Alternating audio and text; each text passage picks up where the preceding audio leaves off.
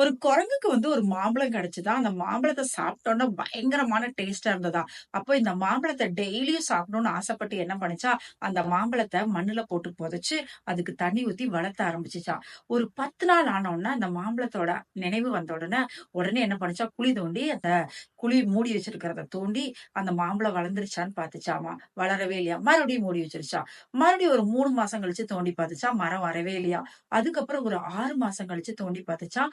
அந்த மாமரம் வரவே இல்ல, பழம் பழுக்கவே இல்ல.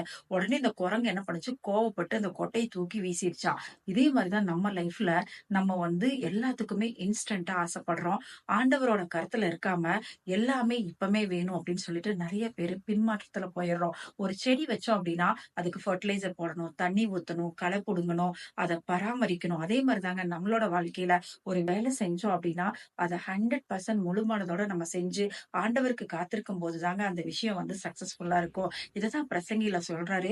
ஒவ்வொன்றுக்கும் ஒவ்வொரு காலம் உண்டு. வானத்தின் கீழ் இருக்கிற ஒவ்வொரு காரியத்துக்கும் ஒரு ஒரு சமயம் இருக்கு. அதனால நம்மளோட வாழ்க்கைய ஆண்டவர் கரத்துல கொடுக்கும்போது, அவர் அனைத்தையும் சகலத்தையும் நேர்த்தியாய் அவர் செய்வாருங்க. அதனால ஆண்டவரோட கரத்துல அடங்கி இருக்கலாங்க.